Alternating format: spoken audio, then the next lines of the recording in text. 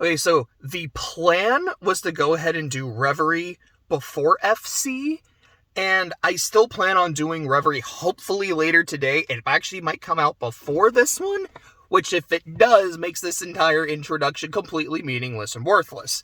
But, we're going to talk about FC for a second. Honestly, because I just recorded the 2 DreamWorks videos. I don't have any notes for this game because I've already done a video on FC before on the channel. It is in, I don't know which one specifically, but it is in one of my podcast episodes. So for FC, I just kind of want to keep it pretty concise, which for me probably still means I'll ramble for about 40 minutes because I love this game. I probably can't stop myself. But there's the spoiler, there's the reveal, which if you watched any of these videos, you've probably heard it before. I love the Sky games. And you've probably also heard me say SC is my favorite game, which means FC is essentially the first half of my favorite. No, it's like the first third of my favorite game, with SC being the next 2/3, and the thirds being, hey, this is a cool, like, DLC episode. I'm trying to think if there was anything else I kind of wanted to say in my, like, general vibes or observations about the game. I don't think so. I think that's basically it. So let's jump into it.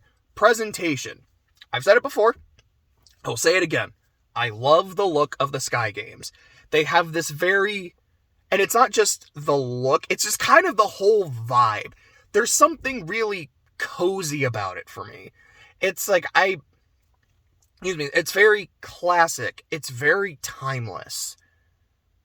I don't really get that from Crossbell due to its more modern setting. And I don't get it from Cold Steel because just some of the dumb anime bullshit that happens, which Crossbell is not immune to as well. And there's maybe a couple moments of that in Sky overall, but it's very, very minor. It's just pleasant. I mean, it can be fucked. Don't get me wrong. I cried during both of these games. I cried during this one as well. Oh man, there's a big flare. See if we can maybe try to fix that a little bit. But it's just pleasant. Like there's this, like I've said before, Cold Steel 2 was the game that convinced me I need to play these other games. And I need to go to Sky because if I go straight into Cold Steel 3, like it just spoiled some things from Sky here. It's going to spoil the other games. I need to go ahead and play them before I continue on chronologically. It was playing FC that made me go, I need to play the entire rest of the series. And I was already going to do that. I'm doing it now. I'm not stopping because this is so fun. There's something about it that's so welcoming. And a lot of that is the look, the music. Fuck, I love the music in this game so much. It is, like, okay, so you've got Whereabouts of Light, beautiful song.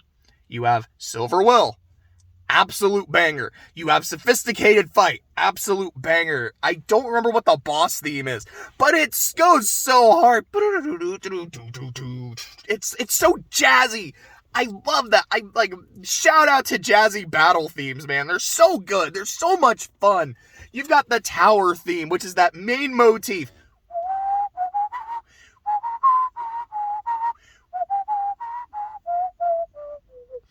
I mean, that's a little bit more of the final dungeon because that was more upbeat, but the tower, it's like, it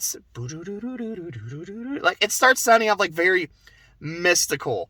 And then you get that motif coming and you're like, oh, that's so good. That's so cool. I love this. Like you get like the in theme, which is very relaxing and pleasant. You get like the title screen theme, which is the very Whereabouts of Light. Like it's in there. They're like, it's so good. And you've got all the town themes and they're all so good and I love them. And I guess that's our bingo phrase for this. It's so good because it is. Like, this isn't even a review. Like, I know, like, Cold Steel 2 was kind of somewhere I was like, guys, I'm just going to be gushing about this game. Please forgive me. But I still had, I don't know, something of substance to say rather than just gibbering on like it's my high school crush. But fuck, I almost said it again, but fuck it, why not? It's so good. The look, the music. And, like, I love the character designs. I love that I can look at these people and go, I have a pretty good idea of your general vibe by just looking at your portrait, looking at your outfit, looking at the stuff you carry with you. I can certainly pick any of these characters out from each other with just a look. That's all really good stuff to me. There's not really voice acting, which is something I haven't talked about in the games that don't have it. That is not, clearly it is not something I criticize the games for if you don't have voice acting. Pokemon. But the little bits you hear, like in combat, out of combat, I'm like, this voice sounds right. This kind of sounds like how I would imagine this person to sound. This is fine. And then I love when they brought him back in like Cold Steel 3 and 4, or excuse me, not in 3, except for Tina and Agate. I'm pretty fucking sure Estelle and Joshua have the same voice actors. Like, I know Joshua does, because I know Johnny Youngbosh's voice. Estelle, I'm pretty sure, was the exact same. I don't remember Tina and Agate. I think Olivier is the same. Or actually, I think he was Troy Baker originally, and then he's, what's the guy from Critical Role? Now I feel really dumb for forgetting. Like, I don't actually watch Critical Role. I don't, hate it or anything. Don't get me wrong. I'm just I don't want to watch a show that's 50 episodes and each episode is 4 hours. Please forgive me for that. But, oh shit, it's the High Noon. Matthew Mercer, that's it. Mr. Mercer, because I think he is now the voice of, Olivier. Or it's flipped, where it was Matt Mercer, now it's Troy Baker. I think it was Baker and then Mercer. Or maybe it was always Mercer. I just completely misattributed Troy Baker to the role. Anyways, the voice acting that is there for these characters, I really like. Presentation is a 5 out of 5. That's not even a question. The only reason I don't go higher is because SC just does it better. Because SC takes all these really good tracks and says, I'm going to add some new ones that are going to be bangers. And these really good ones, they're going to hit harder. This is not it at its best. There's nothing wrong with it, but it gets better. I'm not going to give you extra points, although I want to, but 5 out of 5, no question. Moving on to gameplay. This is the only part of Sky, FC, and SC that I have anything negative to say about. And even then, barely, because there's 2 things about combat I don't like. It's not the Sepith system. I love it. I saw the spit come out again. It's not the arts and crafts system. I love it. Although I will say, after playing Kuro, yeah, why don't we keep leftover CP after an S-Craft? Because I know I thought that when first playing Cold Steel, and I was like, I guess this is just how it goes. I don't hate it. I don't love it either. I guess it is what it is. And then Kuro fixed it. Thanks, Kuro. I know I gave you some shit for gameplay, and that I feel is justified based on my experiences, but I liked that a lot. When you select a move option, you can't then do something after, which I think you can do in Crossbell. I know you can in Cold Steel. I'm not really going to take points off for that. It's not something I prefer, but it's fine, I suppose. There's a kind of ways around it where if you have to move to attack something, just hit attack and then you'll walk up to it, or you'll get as close as you can. It's not the end of the world, but I would have preferred if it wasn't like that. Hi Clay. The things I really like, the things I don't like about gameplay. Number 1, when you're on the overworld, your party members travel behind you. Which, at first, you're like, that's a nice bit of presentation. You kind of see the whole crew. But if someone hits the party from behind, and it could be any of the party members trailing behind you, they get advantage. That sucks. In SC, that's a fucking death sentence on hard mode. Let me tell you that. But it's not, it's annoying. It's really, really, really annoying. And the other thing I don't like is that there's no dungeon maps. It's not the end of the world in most of the dungeons, because you can navigate them. But I would be lying if I said I didn't get lost pretty often, but it'd be like, oh, okay, I've been to a lot of it is when I'm trying to go treasure chest hunting, because I want to get all the chests, even if it wasn't for treasure chest dialogue, which, okay, let me take a quick pause. I have to bring that up, which I think I talked about a little bit in Crossbell as well. The Sky games and the Crossbell games, at least the translations, have this thing where after you open a treasure chest, you can examine it again, and it gives you a line of dialogue. And it's usually just kind of making fun of you for trying to double dip into a treasure chest. They're so fun. They're so charming. I love them. I love that this is a thing, and it is a damn shame that no other games do that. As soon as they made the transition to 3D, as soon as it became modern Trails, for better or for worse, this is one of the worst, because they just don't do that anymore. Some chests will have maybe a little bit of like the trial chests in Cold Steel 2, if you don't have the required people.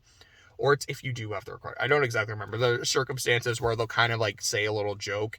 I appreciate that, but I mean, come on, man. I love that that is a thing, and I hate that they got rid of it. Anyways, point. I'm going treasure chest hunting, even if it wasn't an achievement, even if I didn't get fun treasure chest dialogue, because I just want to get shit. They're right for making fun of me for being greedy. When I don't have a map, it's a lot harder sometimes to know exactly where, not exactly where I'm going. It's like, wait, did I go this way? Have I been here yet? I'm starting to get lost. When you're just doing the dungeon normally, can get lost. It happens. But I'm not actively trying to delve in. Boy, the final dungeon's ass. For that exact reason. I also just remember it being like, it was pretty tough, and I remember the final boss in particular whipped my ass. The music's fantastic though, and it was so fun, but I was like, boy, I have no idea where the fuck I'm going. I have no idea where the fuck I've been. This is a labyrinth. Why are there no dungeon maps? Why are there no dungeon maps, please? This needs to be a thing, guys. And yeah, I think the third is just giant dungeons. I believe that's when they started adding them. If not, it was in Crossbell. And thank you, whichever of those games did that. That was much needed.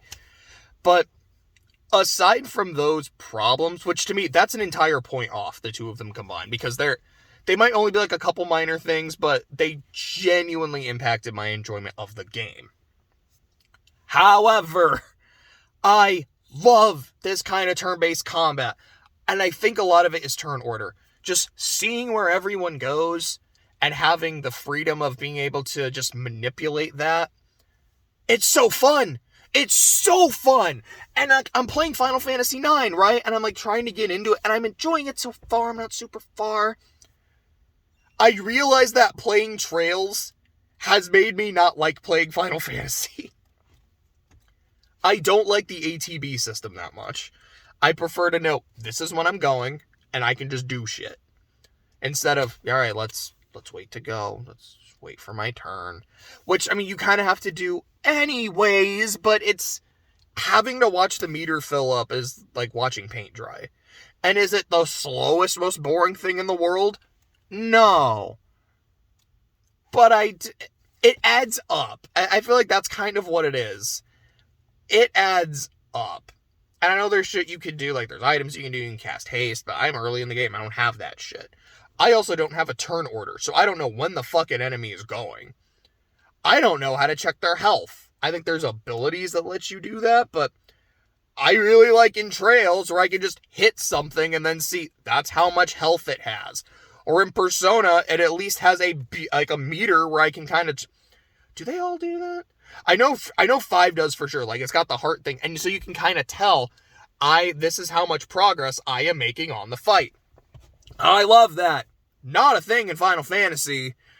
I also fucking hate the way random counters are in that game. Where you're like, yeah, you just run into shit. I like in Trails where I can see the enemies on the overworld and I have my decision. Tales does it too. Persona does it. It's what I prefer. Pokemon is kind of 50-50. Where...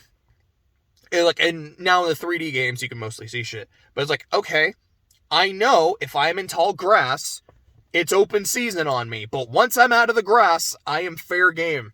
So you kind of know to expect shit. And then when you're in a dungeon, it's like it can literally happen whenever there is no safety. And I hate it. That's how Final Fantasy does it. And I hate it. There's my tangent for the video. Anyways, point. Well, it was a tangent, but it was also relevant to saying I love how this game does its turn-based combat. I don't think I like it. I don't know if I can say I don't like it as much as Persona, Because at the same time, I don't know if I can say I like the way Persona does it more than Trails does. I think Persona 5 is more fun than Sky, just because of all the shit it adds. And yeah, I think Sky does have some problems. But they're both really, really, like, it's kind of like the False Swipe video that came out yesterday about, yeah, some Pokemon clearly outclass another, and sometimes this Pokemon is better in this circumstance, this Pokemon's better in this circumstance. That's how I feel like it is with Persona gameplay and Sky gameplay. I like them both a lot. I think they both outclass Final Fantasy, although I will say Final Fantasy X is fun as fuck. But combat, gameplay, it's a 4 out of 5. It's really, really, really, really fun, but it's got some bullshit. The story, the narrative, it comes down to Estelle and Joshua. Because the story is slow starting. It is a slow burn. And I feel like by the end, once it is escalated, it's good. It's interesting. And I like the individual stories of each town, each city. Good shit. I like the party members. These are likable people. These are some interesting people. I think they, like in Crossbell and Cold Steel, they get better in the second game, but I find myself, like, really liking Chloe, thinking Olivier is hilarious, liking the big sister vibes I get from Shara, the little sister vibes I get from Tita, Agate just being this angry aggro piece of shit. But here's the thing. Because in every chapter, your party changes, which is something I actually really like about Sky 1. It isn't, alright, this person joins you, they're on your adventure now. The adventure is Estelle and Joshua. These people have their own lives, their own shit that they're doing. It's like, cool, you came to visit our town, nice to meet you. I'm going to be the guest character for this evening. And then afterwards, like, cool, you're going on your way and I'm staying here because I have shit to do. It makes the world feel, to me, it makes it feel more realistic. And to me, it kind of does make the characters more endearing. Now, again, that's not to say, oh, this person joined you in other games. That's stupid. That's terrible. No, because context is everything. It's something I actually really like about Tales of Vesperia. There's several times when characters will just leave your party because they've got shit they need to do. I'm like, yeah, is it frustrating that I just lost my Black Mage? Yes. But it makes sense. So I kind of fuck with that. I'm not gonna lie. So I really like that in Sky. But Estelle and Joshua, these are your consistent party members. It is their story to become senior bracers. We're going to go to a town, hang out there, get acquainted with it, try and do good shit so we get a letter of recommendation. And once we get a letter from everywhere, we've achieved our dream. Also, Dad disappeared, so we got to go find him and make sure he's okay. I love how Estelle starts the game thinking that her dad is just kind of this bumbling oaf, and then starts to slowly realize by the way people talk about him, that's like, oh, he's kind of a bad dude. And by the end of the game, like, oh, he's the reason we didn't lose the war. My dad's a bad motherfucker. I did not know that. Okay. I love her. I love Joshua. I really like these characters. I love the way they work off each other. I like how they perfectly complement each other. Estelle is unga bunga. She just wants to hit things with her stick. And then Joshua has to kind of tell her, hey, let's think about this for a second. Let's not just rush shit in. I'll talk about SC for a second because I have to. I love how SC starts Estelle off with Annalise. Because Annalise's vibes, her personality, it's very reminiscent, not one-to-one, but very reminiscent of who Estelle was at the start of the first game. And you see, by the way the two are interacting, she's still the same person, but there's been genuine growth. She's not, she's the same, but she's not anymore. Now it sounds stupid the way I said it, but I think you kind of know what I mean. I love that. I think, like, that's so genius. That's so clever. And again, like I was saying about Lloyd, I don't get that with Lloyd. I feel like the Lloyd at the very start of Zero is the exact same dude by the end of Azure. I cannot say that about Estelle Bright. I can't say that about Joshua Bright either. It's so good. Like, I really think that. I really just love these two. And the way they, like I said, the way they interact with each other, with other people, the other friendships and relationships that they make. When the game tells me that Estelle makes the people around her better, I see it. I do believe it. I don't always believe it with Reen. I take that back. I feel like Reen does do a good job of facilitating the growth of other people, but with the way his story is written, yeah, sometimes he is just that eclipse saying like, yeah, but I kind of got to take that light for myself for a little bit. I kind of got to be the chosen one and do shit. I love that there is no chosen one here. It is just, hey, we got some shit we want to do. And then the second game happens where it's my best friend, my brother, my boyfriend. Yeah, that sounds weird. I'll explain in a second. He's gone and I'm getting him back. Yes, the two of them are adopted siblings. They met when they were, if I remember correctly, Joshua was adopted when they were both 11. So they've lived together for the past 5 years as siblings. I like how Estelle does not see him romantically for a good chunk of the game. She's like, yeah, that's just Joshua. That's my brother. We've been brothers and sister for like 5 years now.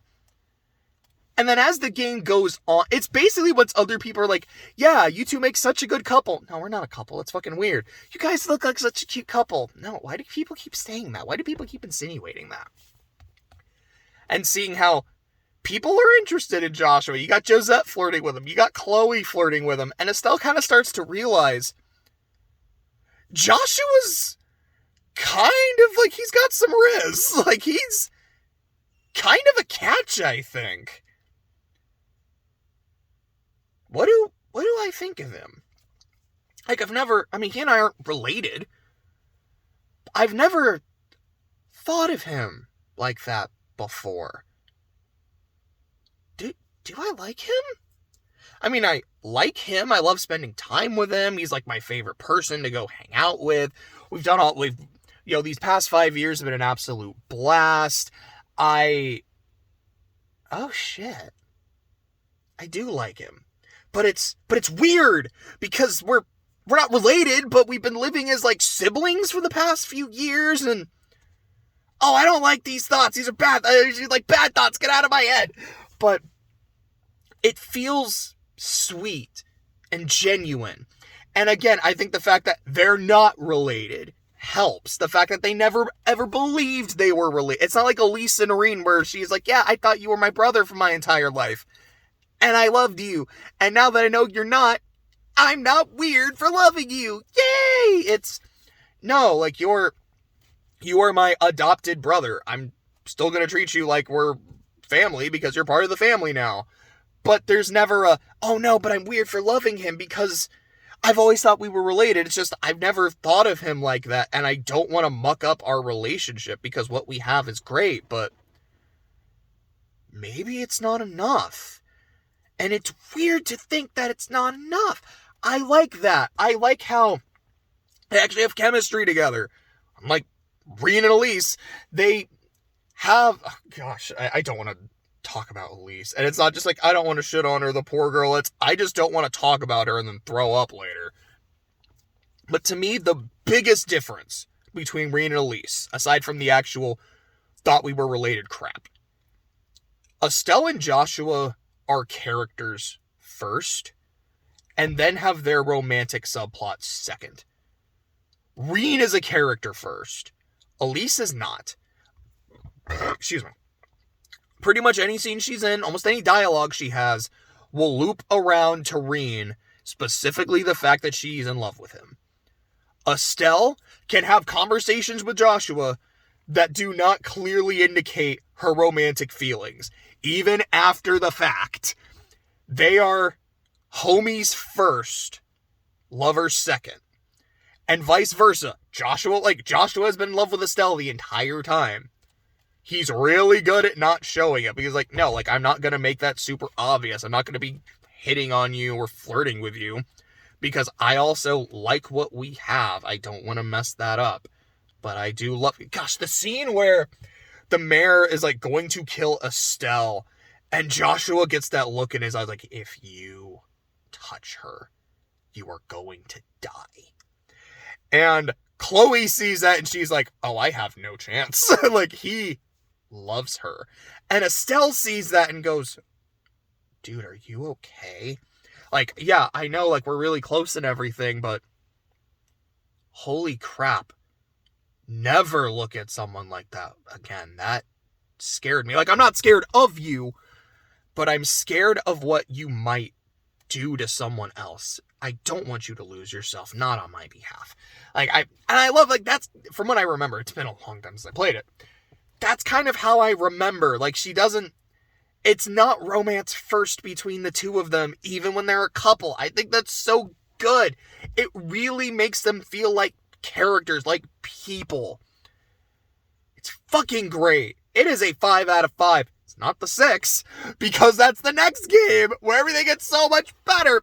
And then you get the ending where Estelle's like, I'm going to tell him how I feel.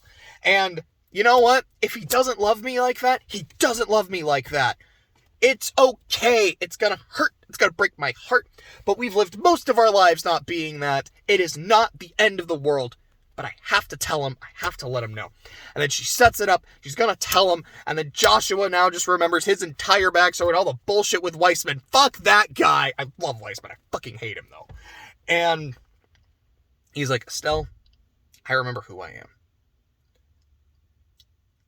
And it's not a good person. It's a person with a lot of blood on his hands. And someone who didn't even realize he was betraying you and is a danger to you.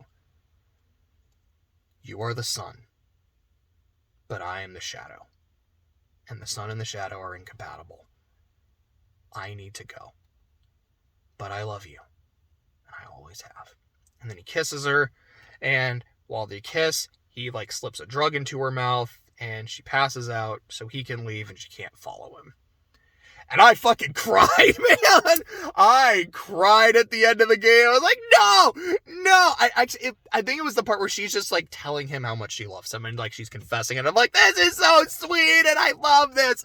And this was right after, well, it was technically right after Cold Steel 2, which was right after Muv Love, where I also cried when a character is like, I love you, like come hell or high water. I'm like, I needed this. And it's so good. And then the ending of the game is so heartbreaking. I'm like, all right, I have to play the next one immediately. It's like, okay, I get it. Cold Steel 2 got me hooked. This is the game that said, no, this is all you're doing now, because you have to play SC immediately. And at that point, are you really gonna stop? Because you've heard Crossbell is amazing, and I've got my opinions on Crossbell. It's like, you've heard it's amazing, you're gonna play it. And then when you're done with that, you get to go back to Arabonia. You're not gonna stop there either. Like, yeah, that's right. This is the game that like, it's so good. It's a 14 out of 15. And even then, I almost want to give it a higher score anyways. I'm not going to. But I kind of, I could. I really could. And if you look at it as, this is the first part of a bigger game. Spoiler, SC gets a better score. SC completely breaks my rating system because I so passionately love this game. And as much as I hated my experience playing SC, because hard mode in that game is ass. It is not fun. Your physical attacks do jack shit damage. It's basically just your magic. Enemies have so much health, like the endgame bosses would take an hour to fight. And then I would die because they do so much damage and I'd have to do an entire another hour again. It was awful. It was a slog. It was me banging my head against the wall for 90 hours.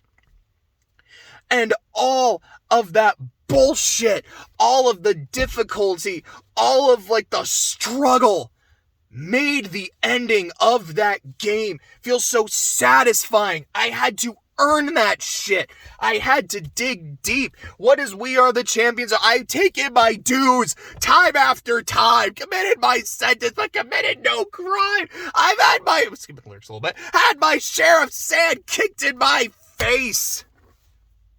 But I've come through. Fucking good, man. I'm making Jose play it. We had a trade. I would watch Monogatari if he would play Sky, and I watched Monogatari. If you see my video on that, you know I fucking loved it. I think that's a good trade. But he's like, I'm not going to play these other games. Like, I'm playing Sky because I told you I would, and I know how much you guys love it. I don't want to play the other ones. Like, it's not like they look bad or anything, but it looks like it's just such a time sink. No, like, that's fair. I think it's been a worthwhile investment. But that's fair. I get it. If you look at this and you think, these are 11 whole-ass RPGs, this does not look like a worthwhile, like, this is just a time sink, I get it. That's fair. But if you like JRPGs, if my ranting and raving for good or for bad about these games makes you interested in them, play Sky. Play FC and SC. You don't have to play the third. You should. It's a great game. It's really fucking fun. You don't have to. This honestly feels like something I should save for like a final video about Trails, but I'm doing it here with a couple left to go. I'm just kind of realizing that. But anyways, I'm vibing. It's like that scene in Animal House. Like, do we give up when the Germans bomb Pearl Harbor? Germans didn't bomb Pearl Harbor. He's on a roll. Let him go. I gotta let myself continue here. If you like JRPGs and or if my opinion has any sort of influence, which I can't imagine it would, play Sky 1 and 2. And if you love them, try the others. You might really like it, and you might feel like this was a worthwhile investment. If you don't like them, I'm sorry you didn't have as good of an experience as I did. But maybe you'd like some of the other ones. You know, I did not have the experience with Crossbell that a lot of other people did. But a lot of people will say Crossbell is the peak of the series. Azure is the peak of the series. I strongly disagree. But that was their experience, man. Maybe that's the one that'll hook you. And yeah, I mean, maybe just JRPGs aren't your thing. That happens. Open world games aren't mine. I know they are the craze. Pokemon being the exception, because I've always said, if there's an open world game that I would want to play, it's Pokemon. And I mean, I need to play Witcher 3. I need to play Breath of the Wild. I just haven't. I have no desire to play Elden Ring. I'm sorry. Like, I know it's the game of the year. It won. Everyone's like, this is the greatest game ever. It was pitched as open world Souls. Like, cool. Those are two things I don't really care for. But people loved it. And that's awesome for them. I remember Clay, when it came out, he's like, I'm taking a week off of work. I'm just going to get in my jammies. I'm going to sit in my chair. And I am going to goblin mode and do nothing but play this and have fun. And he had the time of his life playing it. That is awesome. It's just not for me. And maybe Sky isn't for you the way it is for me. And that's perfectly fine. That's perfectly acceptable. But if you do play it, I hope you have, if you have, a semblance of a fraction of as much fun as I had, you will probably be rewarded with a really, really good time. Because it's